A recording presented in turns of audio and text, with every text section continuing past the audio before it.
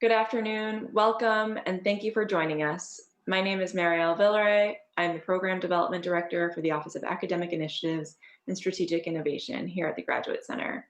And I'm so pleased to present this partnership between the music program at the Graduate Center and the Copland House, who we've been working with over the past year plus to present concerts and conversations.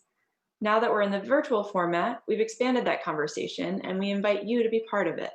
So please submit your questions throughout the program using the Q&A tool on the bottom register of your Zoom window.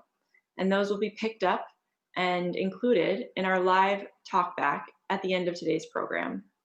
I'm now going to introduce Michael Boriskin, Executive and Artistic Director of the Copland House, who can tell us more about the music. Welcome to Aaron Copland's studio.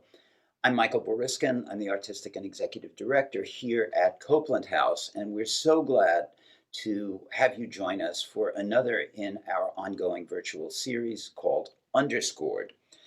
The first three of the programs in this series, which started back in September, presented by Copland House and the Graduate Center of the City University of New York, each featured one of Copland's major chamber works. Today we're going to fast forward to one of today's most versatile, lively, and engaging composers, John Musto, who also happens to be the coordinator of the DMA Performance Program at the Graduate Center.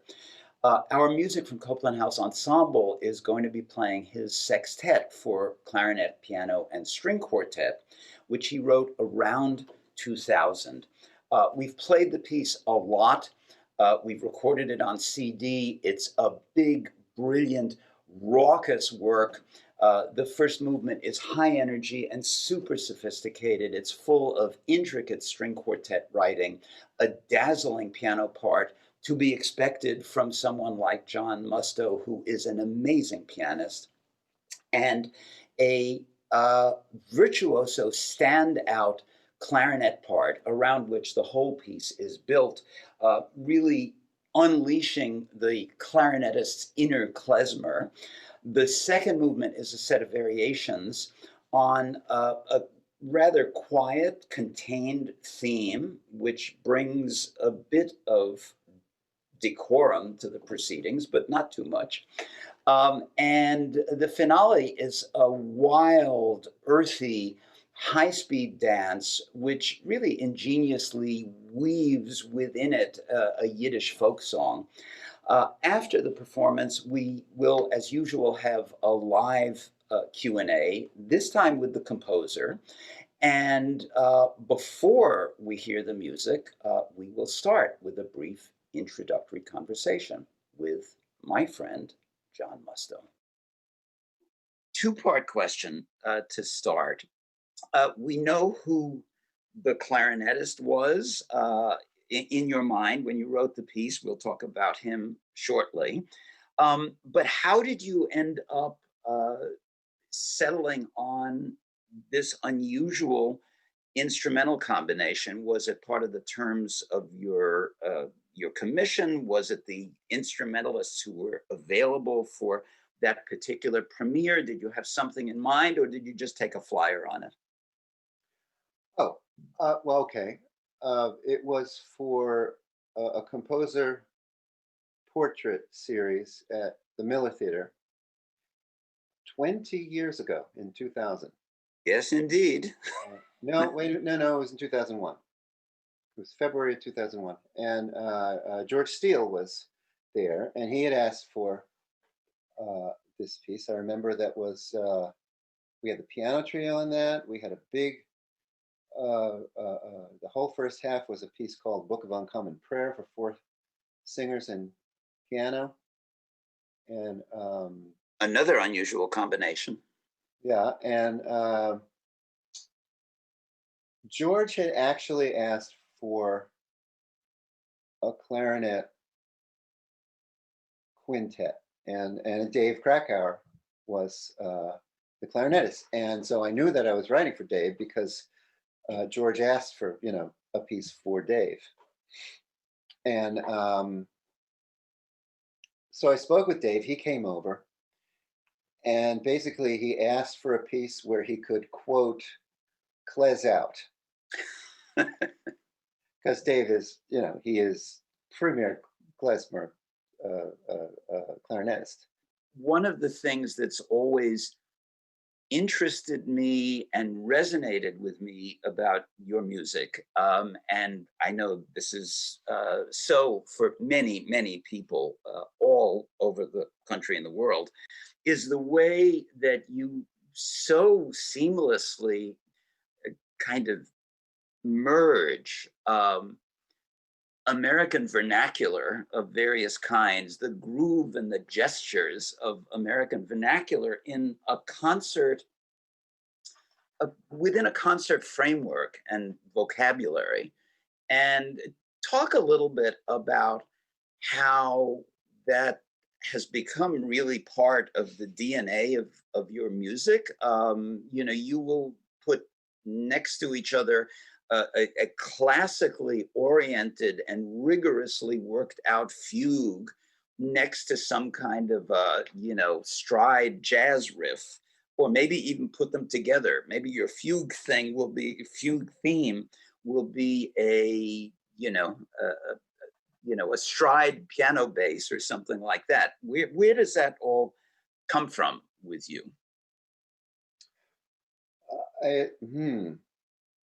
I think it's been around a while, really, starting with George Gershwin. Yeah. And it's a strain that's just come down through the years through people like Bill Balcom, for instance, who's a very dear friend of ours, and kind of a idol of ours in terms of their work with popular music. We do concerts with them now. We do cabaret things with them. And he's a really prolific composer. Yeah, and a terrific pianist. And again, there are no, I read journalists now and then, and they're saying that there are no barriers now between popular music and concert music. I mean, this is going on a long time. This is nothing new. And so it's just, I grew up with popular music. It was always in the house. My dad was a jazz guitarist, and we played standards. We played Beethoven sonatas. We played, we played rock and roll, folk songs. There's my guitar in the back there. Right. But you started more in pop and rock, didn't you? Than classic. No, it was always, sort of always. No, I was always, we got a grounding in classical training, and went to Manhattan School of Music. I majored in, I was a performance major at Manhattan School of Music. But it's just a thread that's always weaved through everything that I do. I mean, let's for the couple of minutes we have left, just unlock a bit the maybe the inner nerd in you, because you seem in so many of your pieces to just revel in really rigorously formed genres and scaffolding. I mean, you love counterpoint. I guess that has something to do with your love of Bach, because there are so many fugues in that are popping in and out of your music. You've used this technique, this centuries-old technique in the second movement of the sextet of hocketing, which is what sort of a interlinking of a melody between multiple instruments. That's the tune on which you build this wonderful set of variations around it. I mean, these are pretty challenging things. I always thought, not being a composer myself, I always thought of writing a fugue, a good fugue, as kind of three-dimensional chess. The thing about a fugue is the rhythm, and that's the thing about jazz and pop music. It's all about rhythm, and a fugue subject. If you get a really kind of spiky fugue subject and put it against itself, the thing about the rhythm of a fugue, it's a self-perpetuating kind of it keeps going. It's like a motor, that the through line, that and it's a conversation between instruments, between voices, and I just find it fascinating to work with those. And plus, you could say, well, there's it's popular music, or it's kind of a popular style or something.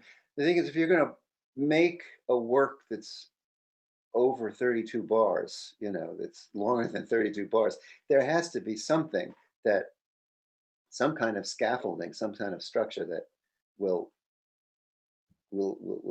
hold it together, Mm-hmm. and not just seem episodic, and this tune and then that tune and then the other tune. You need to be able to sustain an arc. Well, I was going to say, you talk about a motor that sort of drives. It doesn't drive itself. It needs a sure hand at the wheel, and and that's where the composers obviously come in for something like that, because to make this, to make the back and forth, or the melding of these various elements really feel organic, is the challenge, isn't it? I mean, that's one of the main challenges, that these things don't, sort of just occupy the same space, but they really interact with each other. They really engage with each other. No? Yeah, well, it's a question of procedure. That's all. Yeah. I mean, I can't think of a jazzier fugue subject than the Hammerklavier fourth movement. It's really crazy. There's a great fugue at the end of the Carter Sonata, and then of course there's the Barber Sonata. Fugues are and just contrapuntal procedures in general, I've always been fascinated with. They're big puzzles, aren't they? Yeah, they are. Yeah. Yeah. Before we go, talk for a half a second about the klezmer tune that's turns up in the finale, and I guess I'll ask you why you put it in. I mean, was that a nod to David and the klezmer tradition? What was that about? Because it really is pretty deeply embedded in a lot of the finale in various ways. Yeah, I just wanted to have an actual klezmer tune in the piece. I mean, Beethoven put Russian tunes in his string quartets. And because Dave was playing it, and I got a pretty thick book of Yiddish song, and I think I found 3 tunes that were in a major key, and I wanted to have a kind of a happy tune in a major key. So they were pretty hard to find. Yeah. And I know this one, it was so long ago. This one's something about a cobbler. A shoemaker, actually. Yeah. And it's actually more about the shoemaker's wives complaining that the shoemaker doesn't make clothes. And so it would be better to marry a tailor so that they could have fine clothes. Okay, yeah. Well, again, this is it's so long ago that I wrote this piece. I didn't even remember what the song was. Well, it's deeply embedded in your memory as it is in the in the piece. And it's wonderfully done. It's an exciting, thrilling, big piece. We always love playing the piece. It's been great speaking with you about it, but we're not quite done with you. We will hear the performance by music from Copland House. The clarinetist is our wonderful founding clarinetist, Derek Bermel, who just goes to town with that swashbuckling clarinet part that you wrote. The two violinists are Curtis Macomber and Harumi Rhodes. The violist is Daniella Farina. The cellist is Alexis Pia Gerlach. And I am the pianist. And stick with us, because right after the performance, John and I will be back, and we look forward to taking as many of your questions as you can come up with. This is your chance to ask the composer what on earth he had in mind in this piece.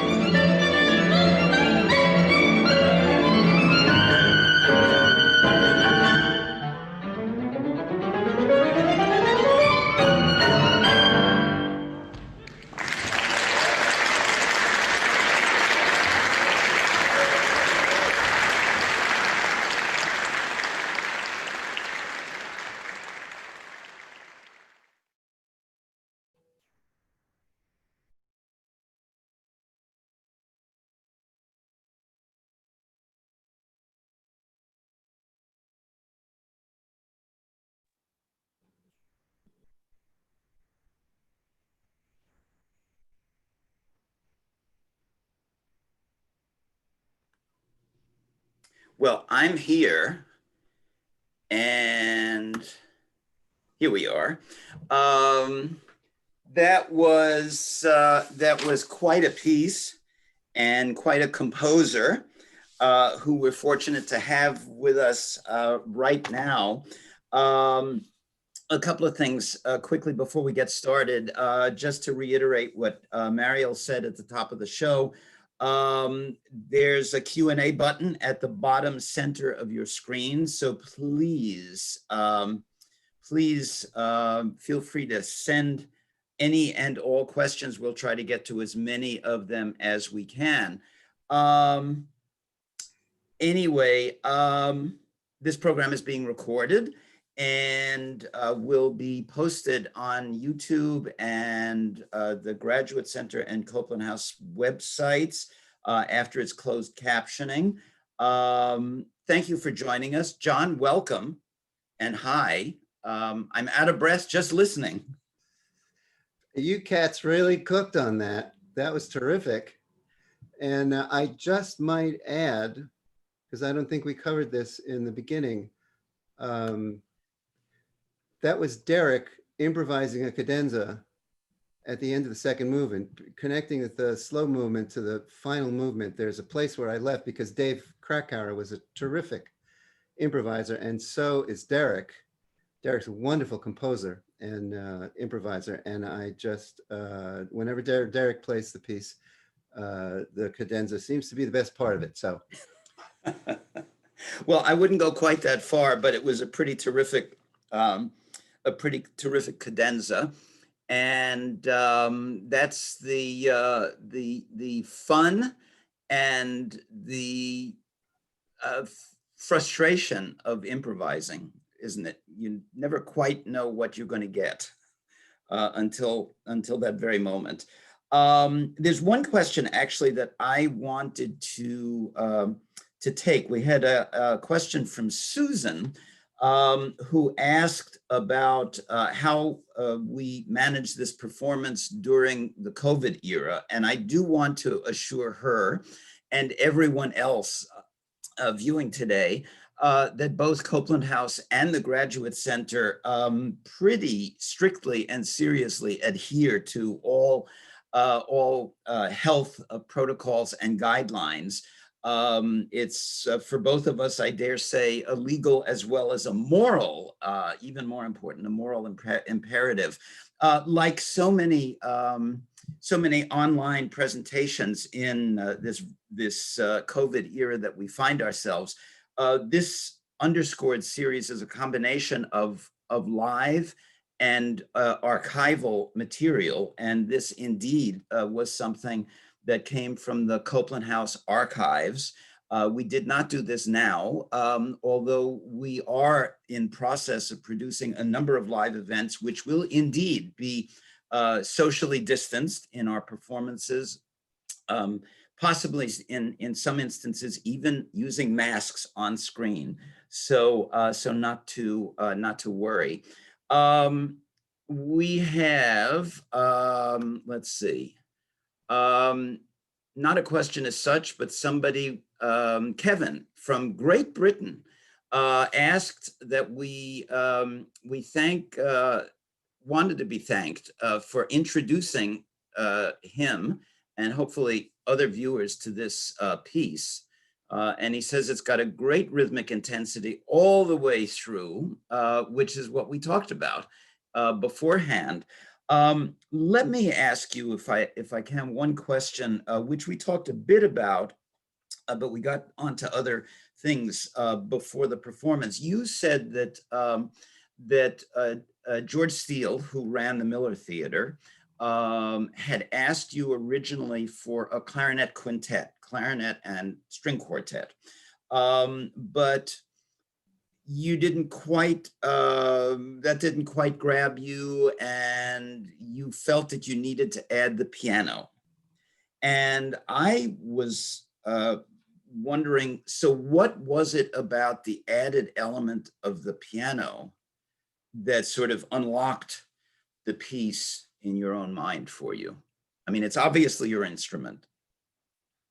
Well, it had a lot to do with Dave's request for a klezmer piece, or it's not a klezmer piece, it's a klezmer inflected piece. It's really more about the way Dave plays than, Right.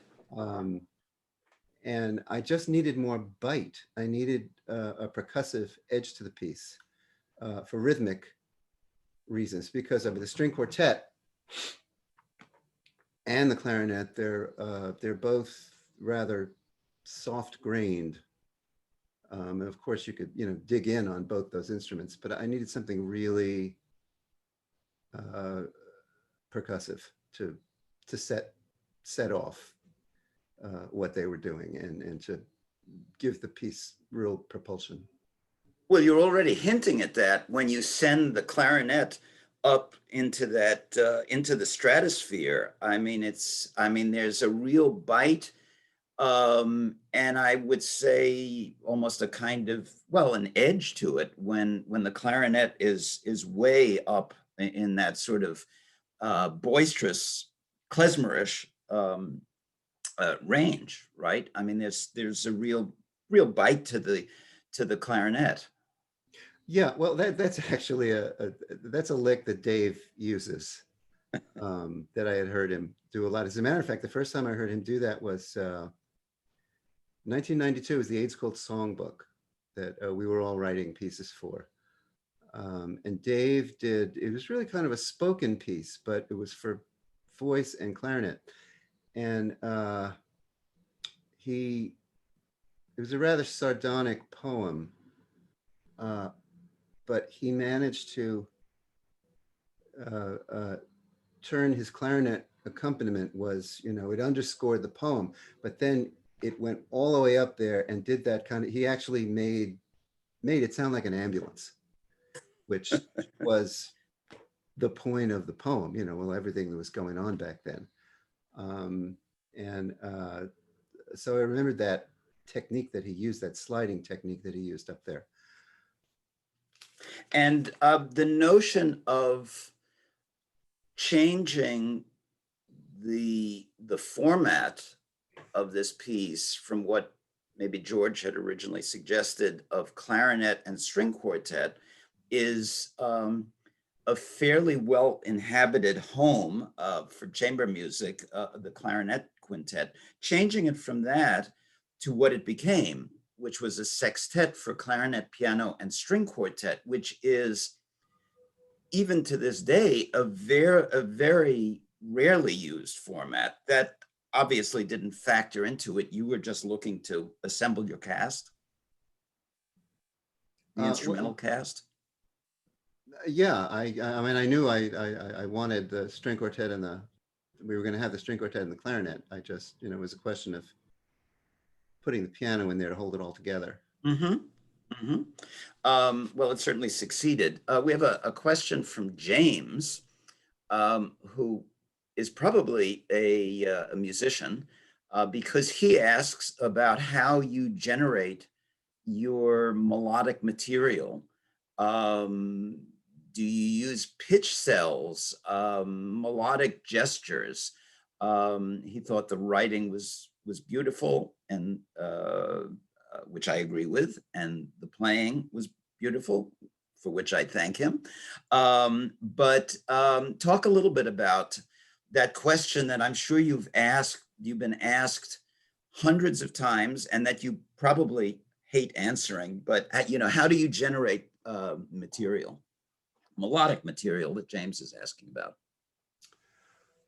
Well, a lot of it comes from improvising, just sitting at the piano and playing around with things. It's a long tradition of that. And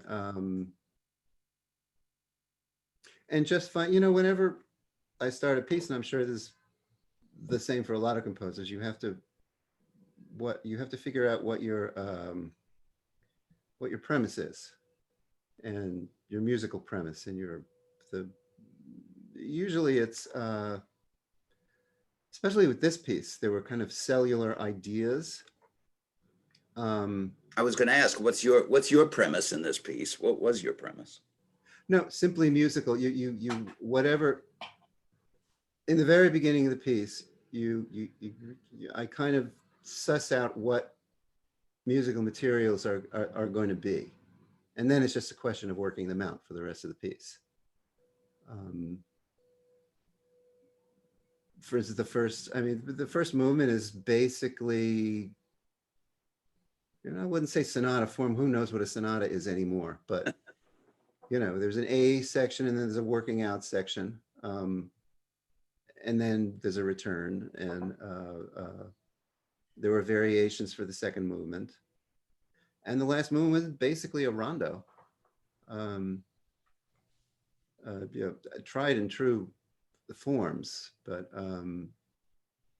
just filling that in with, deciding what the actual musical material is going to be. And once you have it, then you could just run with it. Well, and that's where the skill and the art comes in. We had another question, actually, again from Kevin in Great Britain, where he asks about influence. He references Copland, considering Stravinsky a huge influence on his work, and Kevin asks about not Georgia on your mind, but Stravinsky on your mind. I mean, talk a little bit about, well, who your influences are, and specifically in this piece, maybe. I wouldn't say there were any. I generally don't talk about influences, although influences are there. The thing is, once you start talking about influences, that's all anybody hears. And they say, oh, that's this, and oh, that's that. And, this particular piece was really more generated from listening to Dave play. That's all. Cool. Is that not enough? Well, it's enough for me because I love the piece as it is. But I mean, you certainly, as someone who has come to so many of your pieces from the outside, as it were, I mean, I hear all kinds of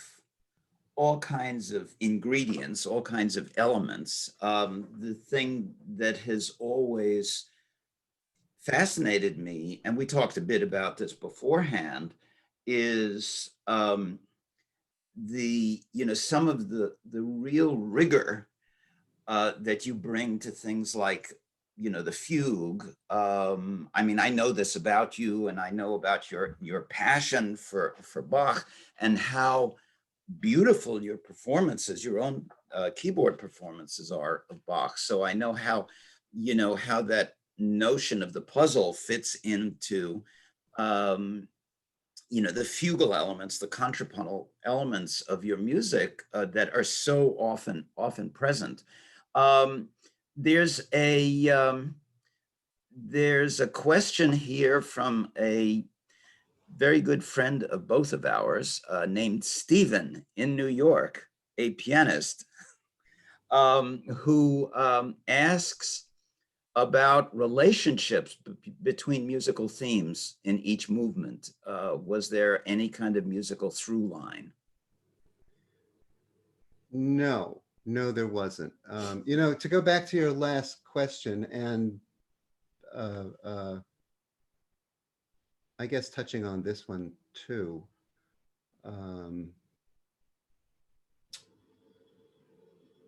I guess the second movement, for instance, I was actually my influences, the music that I love. Let's talk with Bach, Chopin, Leonard Bernstein, Bill Bolcom, George Gershwin, Randy Newman. Who else can I talk about? I mean, really anything I've ever played. The slow movement of this piece, I think of it as rather Brahmsian, especially in terms of procedure. The last movement actually is a little bit of a takeoff on the Scherzo of Beethoven's Ninth Symphony. If only Beethoven had included a klezmer tune in that. Well, that really would have made the piece. Won't hear from him again.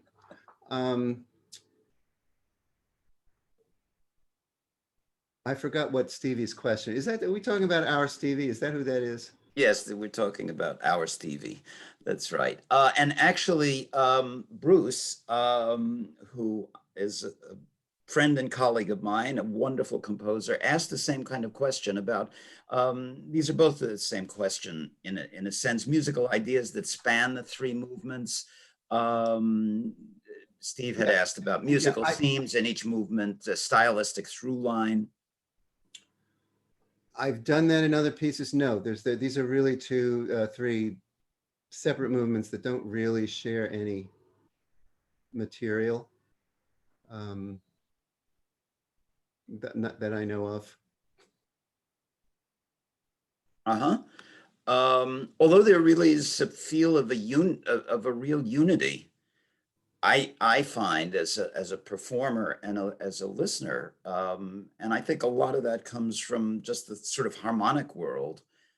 As different on the surface as the three movements are, there's a kind of harmonic world that the piece inhabits, which helps to link it all together. Yes, indeed, there is, and I think that there's a certain DNA that this piece has embedded in it, and I guess that's what would tie it all together in terms of intervallic relationships, harmonies, that kind of thing. Mm-hmm. Well, whatever the case, I mean, we're getting into the the magic and mystery besides the skill of pulling notes together and creating this really imposing and impressive and brilliant musical edifice. It's always it's always a thrill for us to play the piece. It's a real challenge, but it's always so rewarding, and I think